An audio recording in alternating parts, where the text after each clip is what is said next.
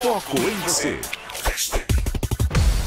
Pois é, 9h27. A gente vai falar sobre esse e outros assuntos também agora com o nosso convidado que está chegando ao vivo no Jornal Gente deste sábado, Evaristo de Miranda. Foi pesquisador durante décadas da Embrapa, esteve ali ligado aos grandes projetos da agropecuária brasileira, tem mestrado e doutorado em ecologia pela Universidade de Montpellier, na França, autor de muitos livros, um grande conhecedor de questões ambientais e ligadas à agricultura do Brasil. Sempre conosco aqui na Band, na Rádio Bandeirantes, né, Evaristo? Bom dia. Mais uma vez, seja bem-vindo aqui ao Jornal Gente de Sábado. Bom dia, Thaís. Está me ouvindo? Tô te ouvindo. Parece que tem um ruidinho aí no lugar onde você está, como se fosse um aspirador ligado. Não tem nenhum aspirador ligado aí não, né, Evaristo? Não, tem um ar-condicionado, estou desligando. Agora já melhorou a qualidade da ligação. Tudo bem? Seja bem-vindo aqui à Rádio Bandeirantes, Evaristo. Eu que agradeço. Bom dia aos ouvintes, a todos que nos acompanham. Obrigada, Evaristo. Tanto ouvinte falando sobre preço de alimento, que eu queria começar a nossa conversa com você abordando esse assunto. O que é que está acontecendo na prática? O Brasil, um dos maiores produtores mundiais de alimento, vendo aqui dentro preços disparando. Como é que você pode explicar isso para a gente, Evaristo? Acho assim, de uma forma simples, não é? Mas também evitando de ser simplista, você tem duas grandes coisas a considerar. Primeiro é a questão macroeconômica mesmo do país, não é? Veja o nível que está o crédito, né? A taxa de juros no Brasil. Quer dizer, quando isso vai subindo, isso encarece todos os setores que utilizam crédito, né? E é o caso da agricultura. Quer dizer, a agricultura depende de crédito anualmente, então uma taxa de juros como essa é praticamente impagável para muitos produtores rurais, não é? Então você tem uma situação do país claramente manifesta, dada, né, na questão da taxa de juros, que vai afetar a oferta mesmo. Existe até dinheiro sendo ofertado, não é que falta crédito, não tem gente com condição de tomar esse crédito, não é? Então você tem aí uma série de reflexos já na produção de ordem macroeconômica. Também o governo, se você comparar o que o governo deu para a Lei Rouanet, não é? Que foram bilhões e bilhões, comparar o que ele destina para o seguro agrícola é ridículo, né? Então, diante dos problemas climáticos que acontecem, agricultura sem seguro e, por último, uma logística, né, que não avança nos portos, nas estradas, os investimentos. Pelo contrário, a gente tem ponte caindo, a logística se degradando. Então, nós temos uma situação macroeconômica muito séria e é claro que ainda quando aumenta o combustível, ainda você tem aumento no custo, nos fretes, né? No transporte para esse produto chegar ao consumidor, né?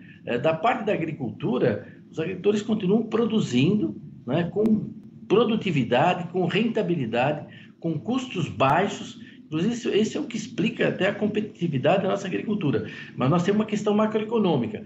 E vários ouvintes reclamaram aí, evidentemente, dos impostos, né? Acima de tudo isso, tem um aumento da taxação sobre a agricultura. Quer dizer, a agricultura está sendo agora violentamente taxada. Não vou entrar no detalhe, mas até os governos estaduais estão achando que a agricultura tem dinheiro, que tem que morder na agricultura, né? Como que tudo isso não vai ser incorporado, se refletir nos preços? Falou bem lá um dos primeiros comentários que você colocou aí no ar, não é? Aquela pessoa dizendo, basta reduzir os impostos, esses preços caem. É verdade. Evaristo, dentro desse quadro, acho que deu para entender muito bem o que está acontecendo em termos de pressão, mas assim, o governo federal tem feito uma comunicação que é a seguinte: sabemos que os alimentos estão mais caros e vamos fazer alguma coisa para ajudar você, consumidor. O que é que está na mão, de fato, do governo federal? Bom, primeiro, baixar os impostos, né? Baixar os impostos. Segundo, controlar os gastos, equilibrar as contas, né? Para não lançar essas expectativas que agora, inclusive, um grande grupo de banco do Brasil, né, acaba de lançar perspectivas muito negativas, né, para a economia brasileira. Então, se o governo não reduzir seus gastos, né, um nível de gastança muito alto, né, não melhorar a qualidade desses gastos, né, se o governo não reduzir impostos, etc., Bom, nós vamos continuar com uma moeda que vai perder valor, não é? O dólar, na agricultura, grande parte da produção é dólar, não é? Então o governo precisa arrumar a sua casa, não é com medidas assim locais, eu vou fazer um estoque, eu vou fazer, não sei, um centro de abastecimento, vou dar uma bolsa feijão com arroz. Isso não se resolve assim, né? Nós temos aí problemas estruturais e não foi falta de avisar, eles estão se agravando no Brasil. O cenário não é muito bom, não é muito bom mesmo. E é claro que a inflação nos alimentos, ela atinge sobretudo a população mais pobre, né? Quer dizer, não é só picanha que não chegou, né? Está faltando café, está faltando frutas, legumes, porque os preços estão acima do poder de compra das pessoas, né? Esse movimento, Evaristo, de impostos, de preços de alimentos mais altos, nesse momento, é algo brasileiro ou se reflete em outros países também? Porque eu me lembro, por exemplo, durante a pandemia de Covid, que houve aquela inflação gigante que pegou o mundo inteiro por questões logísticas e ligadas à própria quebra da produção gerada pela Covid. Hoje, o que está acontecendo aqui é só aqui ou acontece em outros lugares também? Olha, isso depende um pouco do tipo de produto, não é?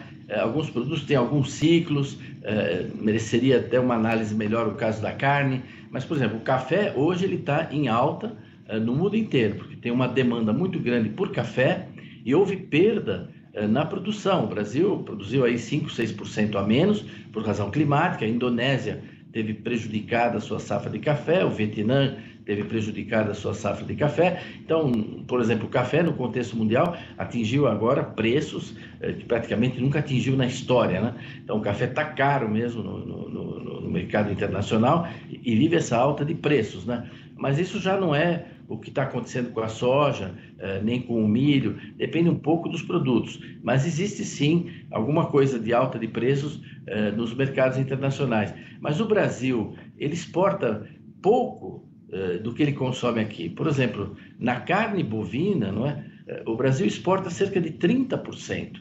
70% da produção de carne bovina é para o mercado interno brasileiro, não é? É para o mercado interno brasileiro.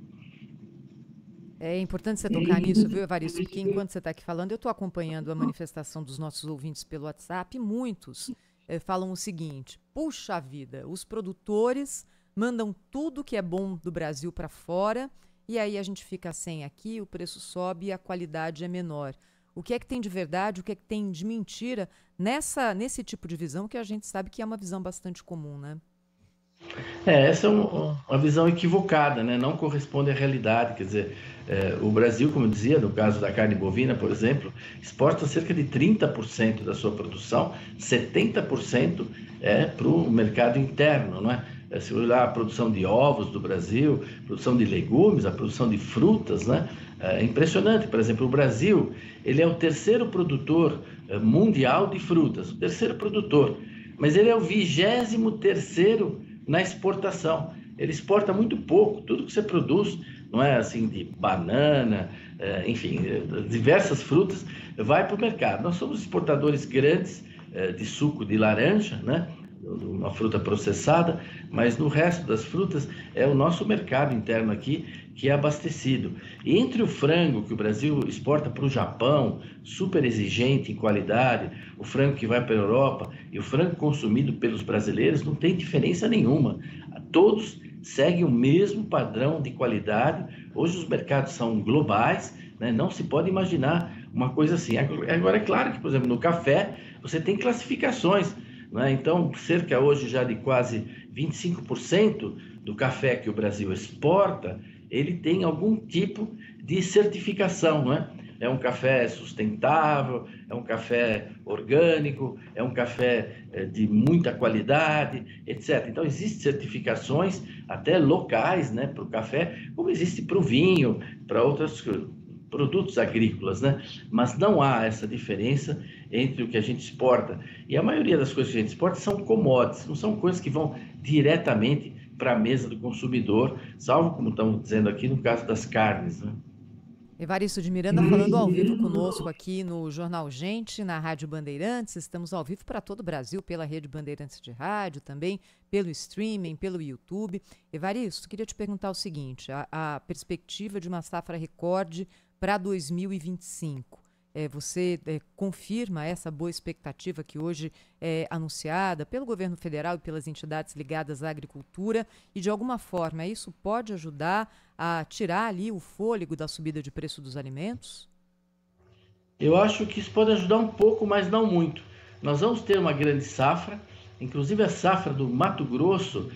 Nós estamos tendo agora a abertura, né, da safra do Mato Grosso, lá perto da região de Sinop, né, o evento de abertura da safra, da colheita da soja, mas o Mato Grosso vai surpreender, ele vai produzir mais ainda do que se estava esperando, né? Então é claro que tudo isso ajuda, porque quando você de manhã escova os dentes, é soja, tem lecitina de soja na pasta de dente, não é? Quando você toma leite de manhã, é soja, porque o concentrado de soja alimenta as vacas e ajuda a produzir leite. Se você come queijo, é soja. Se você come salame, presunto, mortadela, é soja. A principal fração proteica que alimenta os suínos é soja, não é? Se você come ovos, é soja, porque o que alimenta as galinhas é soja. Então as pessoas às vezes não se dão conta o quanto essa soja é fundamental no nosso cotidiano. A gente passa o dia comendo soja, claro, soja que foi transformada pelas aves, pelos suínos, né, pelos bovinos, etc. Né? Então, é claro que isso ajuda, né? Uma grande produção nacional ajuda, o preço do óleo de soja, tudo isso. Mas, se o governo não equilibrar suas contas seriamente, se ele não conter seriamente suas despesas, quer dizer, imagine um governo que passa para mais de 35 ministérios, você cria ministérios, cria cargos, não é? Está abrindo concursos, quer dizer, nós temos um gasto público inacreditável, recorde, né? Déficit nas estatais, déficit nas contas públicas. Como que isso não vai se refletir na moeda, não é? No câmbio, na inflação? Então, por mais que a agricultura produza, entendeu? Se o preço da gasolina continuar subindo, o preço do diesel, só o frete já vai impactar em todo o custo desse transporte, né? Um governo que não está agindo fortemente, não tem plano algum para a logística nacional, como é que você vai armazenar essa safra? Ela vai se perder em muitos casos, etc. Né? Então, assim, essa safra ajuda, não é? A safra de milho, uma boa safra de milho safrinha, que agora a nossa grande safra de milho ajuda, porque isso entra na alimentação animal, entra em tanta coisa, né? Mas não basta, quer dizer, o governo tem que fazer a sua parte. A parte que cabe à variação do dólar em preço de alimentos, Evaristo, como é que você pode explicar para a gente também? O dólar chegou a bater em 6,22, a gente não pode dizer que ele está barato hoje, 5,77, 78, mas está um pouco menos alto do que estava no fim do ano passado, por exemplo. O que é que se usa de insumo em dólar na agricultura e o quanto que essa alta e depois o recuo tem algum tipo de influência no preço final dos produtos? Você falou é fundamental, as pessoas têm que entender isso. O Brasil, ele tem a agricultura um calcanhar de Aquiles enorme, que são os fertilizantes. A gente importa cerca de 90% dos fertilizantes, quer dizer, os adubos, cloreto de potássio, vem do Canadá, vem da Rússia, vem de outros países. Evaristo, e esse é um custo representativo dentro do geral da produção agrícola? Enorme. Esse custo, junto com o custo dos defensivos, que também em grande parte são importados, as moléculas, etc., tudo isso é dólar na nossa agricultura. Olha, você come tomate todo dia, certo? A semente de tomate é importada, entendeu? Todas as sementes que planta tomate no Brasil, elas são importadas. A maioria das sementes de hortaliça, você come alface, verduras, etc., grande parte das hortaliças, as sementes são importadas, né? Elas são tão caras, para você ter uma ideia, que enquanto você compra assim 100 gramas de semente ou 1 quilo de semente, no caso, por exemplo, das sementes de tomate, é por unidade, é por 1.000 sementes que o produtor paga, não é? Então, assim, tudo isso depende do dólar. Quando o dólar sobe, aumenta todos os custos de produção para os agricultores, né? E o agricultor aumenta antes de produzir, quer dizer, ele já tem que esses adubos ele já comprou, não é? Ele já está preparando a próxima safra.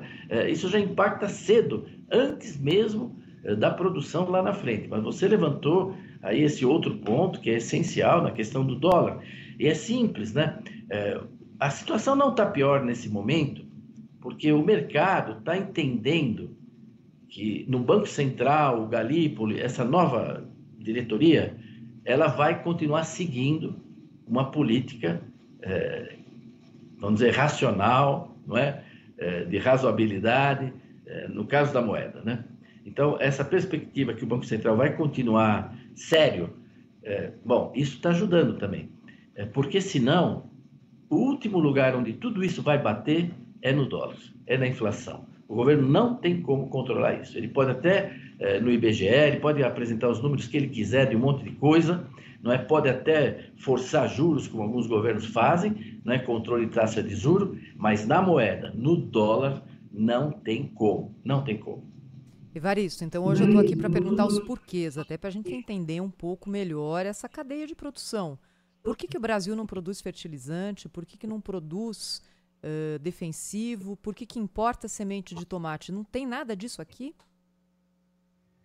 A agricultura hoje, como em qualquer outra atividade, hoje é uma agroindústria, é uma atividade muito complexa, as pessoas não se dão conta, né? Às vezes, em reunião, eu distribuo para as pessoas semente de algodão, não é? Semente de soja, semente de tomate. E eu falo para elas, olha, tem mais tecnologia incorporada nisso do que nesse meu celular, não é? Mas vocês não imaginam isso. Mas, na realidade, ninguém, como quando você faz um carro, você faz um avião, um país não produz tudo que ele não produz tudo. Então, primeiro tem um lado realmente da inovação, da tecnologia. Quer dizer, se você não investe em pesquisa, você não tem capacidade de produzir, não é? Novas linhas genéticas, novos avanços genéticos nas suas sementes. A semente é o alicerce da casa. Quer dizer, se você não tem semente de qualidade, não adianta, você pode pôr adubo, pode pôr terra, pode cuidar, pode plantar, tudo, mas não adianta. Então, semente, tudo isso é genética, é pesquisa. Agora, quando você vê a situação em que se encontra hoje a Embrapa, por exemplo, com o menor orçamento dos últimos 25 anos, né? A redução dos investimentos em pesquisa, etc., como você pode ter expectativa? Quer dizer, a pesquisa no Brasil, a ciência vem sofrendo muito, não é? Não só com esse governo, já tem uma história longa nisso, né? Então, assim, país que abandona, eu lembro uma vez questionaram o Mahatma Gandhi, né? Por que ele gastava tanto com ciência e pesquisa, né? Um país tão pobre, etc., a Índia. E o Gandhi disse o seguinte, a Índia é pobre demais para se permitir de não gastar muito dinheiro com ciência. Ele falou isso, né? Então, de um lado você tem isso, né? Do outro lado é que para explorar as nossas reservas minerais, hoje nós temos dificuldades enormes, não é? Nós temos potássio no Brasil, né? Existe jazida de fósforo, mas hoje a legislação ambiental, as organizações não governamentais, existe hoje todo um movimento que trava toda a tentativa de exploração dessas áreas, né? Como trava também uma ferrovia como a Ferrogrão, etc, etc. Existe um grande movimento que agora talvez possa até se entender melhor, com muitas revelações que estão vindo dos Estados Unidos, a articulação que tem em tudo isso, né? Mas o Brasil, para explorar minério, é dificílimo. É dificílimo. E grande parte dessas áreas hoje também foram decretadas terras indígenas, unidades de conservação, áreas de preservação, né? É impressionante. Nós temos um caso, há pouco tempo atrás, lá na mina de Altazes, né? Que é uma grande reserva que o Brasil começa agora a explorar, né? Tem uma série de tentativas até de estudar se não tinha como criar uma área indígena lá, mesmo não tendo índio, para impedir a exploração. Então, assim, hoje é muito travado o setor mineral. É impressionante que o setor da mineração e o setor agrícola, que é quem garante os dólares do Brasil, são os maiores exportadores. O principal item de exportação do Brasil é petróleo, depois ferro, não é? Tem alumínio, etc., e os produtos agrícolas, o maior exportador mundial de carne bovina, de soja, né? De algodão e tal. Pois bem, esses são os mais perseguidos hoje, não é? Por uma política pretensamente ambientalista que combate duramente esses setores. Evaristo de Miranda, ex-pesquisador da Embrapa, está conosco aqui, falando ao vivo no Jornal Gente desse sábado. Evaristo, a nossa ouvinte Débora está falando assim: obrigada por perguntar, Thaís. Nunca imaginei que sementes de tomate e de hortaliças fossem importadas pelo Brasil. Aí eu estou junto com você, também me surpreendi, viu, Débora?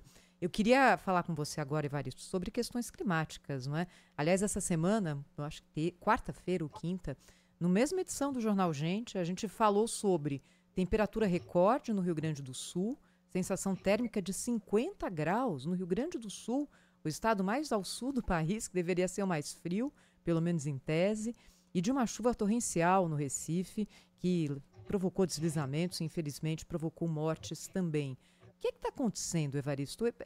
É impressão geral que o tempo está mais louco do que já foi? A gente consegue ter essa base de comparação?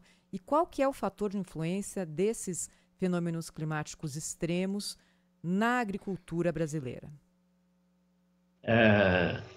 Que bom, Thaís, que você entrou nesse tema, porque é um tema no qual a gente ouve muita narrativa que não tem fundamento em dados, não é? Quando você fica falando o que vai acontecer com o planeta, com o clima, daqui 50 anos, daqui 100 anos, com o nível do mar, tudo bem, todo mundo pode especular à vontade, né? Mas quando a gente fala assim, não, a maior temperatura recorde, não, o Rio Grande do Sul está entre os estados que atinge a temperatura mais alta todo ano no verão do Brasil. Os recordes de temperatura, de máxima de temperatura no Brasil, são no Mato Grosso do Sul, são nessa região. É que dura pouco, dura algumas semanas no verão, não é? Se você for em Teresina, nunca chega nas temperaturas que você atinge em Porto Alegre no verão. Em Manaus, nunca chega. Em Recife, nunca chega nas temperaturas que você atinge durante 1, 2 semanas, durante o verão, lá no sul. Só que lá em Teresina é quase quente o ano inteiro, não é? Em Manaus é quente quase o ano inteiro. Então é normal, assim como também no inverno vai cair muita temperatura e não vai cair lá, não é? Agora, o interessante é que esses fenômenos, não é? Nós temos registro desses fenômenos, não é? Eu queria falar assim do Rio Grande do Sul, quando você diz, você vê, nós tivemos esse fenômeno, agora, o ano passado, né? Todas essas inundações que ocorreram lá, que atingiram Porto Alegre, vitimaram a agricultura, né? Pois bem, em 1941, nós tivemos a mesma coisa, num grau talvez até pior. Né? O que foi feito depois de 1941? Imediatamente, eles organizaram a dragagem do Rio Taquari, organizaram um sistema de diques ao longo de toda uma área ali de Porto Alegre, que foi ganhando sob o estuário, enfim, cresceu onde não deveria crescer. Esses diques foram instaladas bombas e eles vieram controlando. O que aconteceu com o tempo? Nunca mais se dragou o Taquari e a área ambiental não deixa efetivamente acontecer essa dragagem. Não se manteve os diques, não se mantiveram as bombas, estava tudo sem funcionar, nós tivemos esse desastre. Quer dizer, de novo, não é? O que nós estamos fazendo agora? Nós estamos dragando o Taquari? Nós estamos recompondo os diques? Estamos reconstituindo as bombas, né? Porque o fenômeno, quando não tem gente, não tem desastre. Agora, quando tem gente, tem desastre. Então, esses fenômenos acontecem, não é? Os extremos na flutuação climática natural, eles acontecem, não é? Agora, por que o mesmo fenômeno que aconteceu em 1940 causa mais dano quando acontece em 2024? Porque nós ocupamos locais que não deveríamos ocupar, não é? Estamos usando a terra de forma errada, estamos em áreas que não deveríamos estar e por aí vai, não é? Será que nós temos tempo aqui para contar rapidamente uma historinha lá das inundações de Santa Catarina? Claro, pode contar. Sabe, o Blumenau, a cidade de Blumenau chama Blumenau em homenagem, é o nome do primeiro colonizador da região. Ele veio da Alemanha com 17 famílias, eu serei bem rápido aqui, e migrou no século XIX, e falaram para ele, quando ele viesse, muitas recomendações, mas tomar muito cuidado com os índios, né? Com a violência dos índios, etc. E essas 17 famílias subiram lá o rio e chegaram, então, onde é hoje a cidade de Blumenau, e os índios estavam lá em cima, no Planalto. E esse é um relato que nós temos do Blumenau, tá? O que estou falando aqui existe relatado detalhadamente pelo alemão. E eles foram ali se instalando na beira do rio, foram plantando e sempre olhando lá para cima, para o lado dos índios, né? Com preocupação. Mas passou 1 ano, 2 anos, 3 anos, 4 anos, nada dos índios atacarem, nada de acontecer nada. Um dia, como eles já tinham algumas informações, eles decidiram fazer uma missão de paz, ir lá visitar os índios, e levaram pinga, levaram um monte de coisa, o cacique os recebeu, eu resumo aqui. E aí, no meio da conversa, ele explicou a fome que eles estavam enfrentando na Amazônia, na Alemanha, o sofrimento, que eles tiveram que migrar para o Brasil, não tinham o que comer, patati patatá, e que infelizmente acabaram ocupando aquelas terras que eram dos índios, mas era para produzir, eles estavam numa situação muito difícil, se desculpou de ter ocupado aquelas terras dos índios, etc, etc. Quando ele acabou de falar, o cacique olhou para ele e falou: mas essas terras não são nossas. Lá onde você está, essa terra não é nossa. Ele falou: não é sua? Ele falou: puta, agora tem um outro dono, né? Ele falou: mas quem que é o dono dessa área? De quem que é essa terra? Ele falou: a terra onde você está é do rio. É do rio.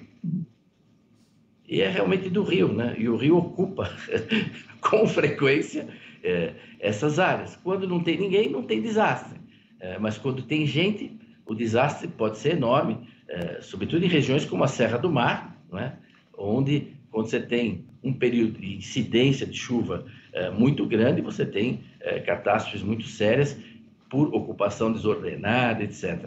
Nós temos que ser capazes, né, de usar melhor as nossas áreas, não é? De ter mais qualidade, planos de drenagem, etc. E não ficar culpando São Pedro, né, por eventos que são naturais, a gente ter extremos para um lado, para o outro. O clima flutua. Aqui em Campinas, em São Paulo, nós temos, desde a época de Dom Pedro II, registros diários de temperatura e de chuva, né? Quando eu olho esse gráfico aí, que tem mais de 130 anos, do Instituto Agronômico de Campinas, o que você vê? Bom, você vê isso, não aconteceu nada. Tem ano que choveu mais, ano que choveu menos. Quando você calcula a média, nunca teve um ano que choveu na média, né? Mas é assim. Em 1926, eu vou brincar aqui, você quase atravessava o Amazonas a pé. O rio Amazonas desceu num nível nunca registrado até hoje, mas é uma coisa impressionante o que secou o rio Amazonas. Secou também o rio Madalena, na Colômbia, o Orinoco, etc. Foi uma seca impressionante. Bom, o que aconteceu? Bom, quase nada, né? Porque havia pouca ocupação, poucas pessoas, etc, né? Se ocorresse hoje uma seca, e olha, em 1926 não tinha desmatamento da Amazônia, não tinha nada disso, né? Se ocorresse hoje uma seca dessa, com o rio baixando nesse nível, teria uma série de consequências, né? Quer dizer, o fenômeno sem gente não tem risco, mas quando tem gente, tem risco, né? E, infelizmente, mesmo depois de um desastre como esse de Porto Alegre, o que está sendo feito neste ano de 25? Vocês ouviram falar de algum planejamento para dragar o Taquari, para reforçar esses diques, para ligar as bombas, etc., para impedir que a água invada a cidade de Porto Alegre? Não. Respondendo aqui diretamente, não. O Evaristo, para a gente terminar a nossa conversa, queria te perguntar de que forma você acha que a chegada de Donald Trump ao poder nos Estados Unidos vai alterar o cenário do grande evento internacional previsto para o Brasil nesse ano, que é a COP30 em Belém do Pará, no mês de novembro. O que você está esperando dessa COP, hein, Evaristo? Olha, eu não quero falar sobre tudo porque não entendo de tudo, não é? Agora, no caso dessa COP, você sabe, são 2 COPs sempre que ocorrem, né? A COP oficial, que é a COP porque existe uma convenção do clima, e a COP é realmente, vamos dizer assim, a diretoria, quem decide as coisas da convenção. E os países que assinaram depois são obrigados a seguir o que foi decidido na COP, não é? Então, existe o evento oficial. Esse evento oficial da COP30 de Belém, ele vai sendo preparado já esse ano em COPs regionais. Então, vai ter COP lá na África, COP na Ásia. O pessoal do Brasil, como a gente está recebendo eles, vai participar já disso. Textos preliminares vão ser produzidos e depois aqui é feita uma consolidação. Eu acho que nesse nível assim da COP oficial, né, É claro que a retirada dos Estados Unidos, como grande financiador, né, direto e indireto de muita coisa, vai esvaziar muito o evento. Mas a decisão de sair só pode ser efetivada um ano depois, ou só se efetiva praticamente um ano depois. Quer dizer, os Estados Unidos ainda vão estar fazendo parte, eles vão estar lá. Eu acho que o evento oficial nós vamos conseguir conduzir, não é? Agora, existe uma segunda COP, que é 60% do evento, que é a COP paralela, não é? É a COP onde as sociedades, através de organizações não governamentais, de entidades de classe, etc., se organizam de diversas formas, em eventos, em manifestações, etc., né? Bem, o pessoal que costuma ir nisso, sobretudo as ONGs, eles estão meio morrendo de sede e de fome, porque eles não puderam fazer nada nas últimas COPs, né? A Greta, ela não foi para Baku na última COP, certo? Ela não foi lá participar da COP. Se ela fosse, ela era presa no aeroporto, né? Você não viu ninguém inflando um urso polar lá, o Greenpeace com uma faixa lá na COP. O que aconteceu na COP de Baku? O que aconteceu na COP anterior lá nos Emirados Árabes? Nada de COP paralela, nada. País de petróleo, defender o petróleo, ninguém questiona o petróleo e acabou, né?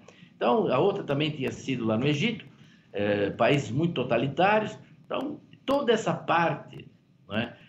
Não se expressou. A cobertura da mídia brasileira da última COP lá em Baku foi pífia, não é? Porque não tinha essas novidades, todo esse agito, né? Eu acho que no Brasil agora a turma faz 3 anos que eles não conseguem se manifestar. 3 COPs, perdão. A turma vai vir com tudo aí. Acho que esse evento vai fazer muito barulho, vai dar muito o que falar, né? E eu temo também que ele seja utilizado muitas vezes contra o próprio Brasil, né? Nós não estamos tendo COP da Amazônia, não é nada disso, né? É a COP, né? Simplesmente que está acontecendo lá, não é COP da floresta, não é nada disso. Mas esse evento paralelo, acho que é o que deve realmente preocupar bastante, porque a agricultura pode ser muito atacada nesse evento, narrativas, né, contra o Brasil podem ter muito lugar, não é o clima de Baku, não, é o clima de Belém. Evaristo, o nosso ouvinte Edson, de Campinas, aí pertinho de você, está dizendo que gostou muito, que você esclareceu muito sobre a situação dos alimentos no Brasil. Está perguntando onde que ele pode conhecer melhor o seu trabalho, se você tem conteúdo em redes sociais.